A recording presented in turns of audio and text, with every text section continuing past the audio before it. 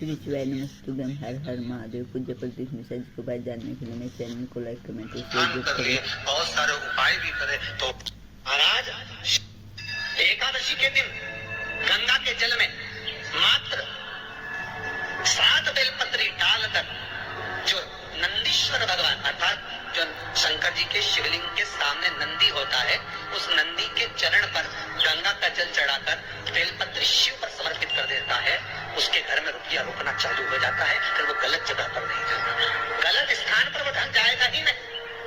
बेटा अगर व्यसन में पड़ा हुआ है, मदिरापान में पड़ा हुआ है, मांसाहार में, जुए आदि में जा रहा है, तुम्हें लग रहा है कि मेरा बेटा गलत मार्ग हो रही है, वो सही जगह पर आ जाए। करना है कई लोग इसको धन के लिए भी करते हैं, संपदा के लिए अर्थात जिसका व्यापार नहीं चलता, जिसके घर में पैसा नहीं आता, या नौकरी नहीं लग रही, या सर्विस नहीं लग रही, आप अप्लाई कर रहे हो, जगह जगह जाकर इंटरव्यू भी दे रहे हो और पैसा नहीं आता, तो उसके लिए भी प्रयास किया जाता है। पर उसके लिए यहाँ पर जो धन के लिए करते हैं, उसके लिए विष्णुपति के लिए करते हैं। जैसे गंगा के जल में तुलसी के 11 पत्ते डाले जाते हैं और उसको किसी भी नारायण के मंदिर में राम कृष्ण शिव शंकर राम कृष्ण भगवान विष्णु दत्त आदि जितने नारायण के मंदिर है, उस मंदिर में किसी भी पात्र में, एक छोटे से पात्र में उसको भर कर रखी जाती है।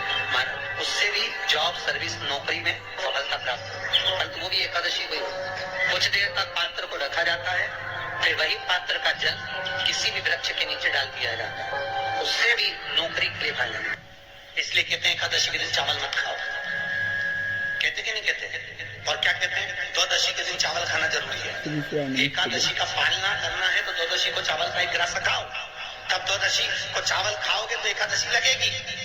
चावल नहीं खाओगे तो एकादशी नहीं लगेगी। द्वादशी को चावल खाना जरूरी है। क्यों कहते हैं? क्योंकि धान के खेत में जीव को छोड़ा जाता है, उस धान के खेत में, चावल के खेत में जीवात्मा रहती है, उसको चिड़िया खाती है तो चिड़िया के रूप में जन्म लेता है, मनुष्य खाता है तो मनुष्य के रूप में जन्म लेता है। इसलिए एकादशी के दिन चावल नहीं खाया जाता, क्योंकि एकादशी के दिन हम चावल खाए। फिर कब खाना है? द्वादशी के दिन। द्वादशी के दिन क्यों खाया जाता है? क्योंकि हम एकादशी के व्रत करे रहते हैं और पहला घासा जब चावल का खाते हैं तो अपनी करी हुई एकादशी का पुण्य जितने जीव हमारे मुंह में जाते हैं उनको उसका पुण्य मिल जाता है और उनका जन्म नहीं होता, वो तर जाते हैं, उनको एकादशी का भाग मिल जाता है। इसलिए कहते हैं एकादशी को चावल मत खाओ, पर द्वादशी को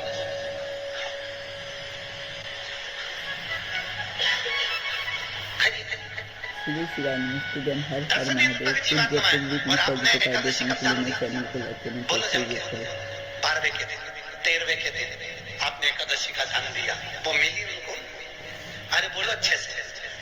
कई तो अभी तक कर रही होगी, हमारे दादाजी के निमित्त की कर रहे हैं। शिवालय के अंदर जब आप पहुंचे, आपके हाथ में जल का लोटा हो, पात्र हो ना हो, आपके हाथ में एक बेलपत्र हो ना हो, और इतना जरूर याद रखें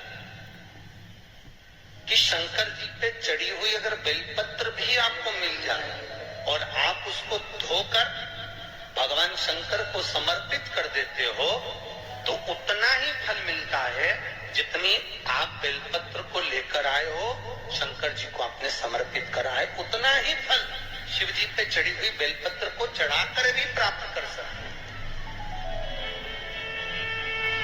तो एक बार अगर घाटा लग भी जाए, दुख आ भी जाए, कर्जा बढ़ भी जाए, एक बार शंकर के पास जाकर दिल से एक लोटा पानी चढ़ाकर नंदी के पास बैठकर उसके चरण को पकड़कर उससे कहकर तो देखो रे नंदीश्वर, एक हरी मूंग का दाना उसके पास रखकर कहो तो, हे नंदी गलती हो गई, बहुत दुखी हूँ, तू शिव जी को लेकर रोज भ्रमण पर निकलता है, एक बार मुझ पर करुणा करवा दे, नंदी कृपा करेगा, शिव को लेकर तेरे दरबार पर खड़ा मिलेगा, क्यों चिंता करना। श्री शिवाय नमस्तुभ्यम हर हर महादेव। पूज्य प्रदीप मिश्रा जी ने एकादशी के बहुत अच्छे उपाय बताए हैं। पूज्य प्रदीप मिश्रा जी ने बताया कि एकादशी के दिन हमें चावल क्यों नहीं खाने चाहिए और द्वादशी के दिन हमें चावल क्यों खाने चाहिए। पूज्य प्रदीप मिश्रा जी ने ये भी बताया कि अगर हम एक जल के लोटे में 7 बेलपत्र डालकर भगवान शिव को समर्पित करते हैं और प्रार्थना करते हैं कि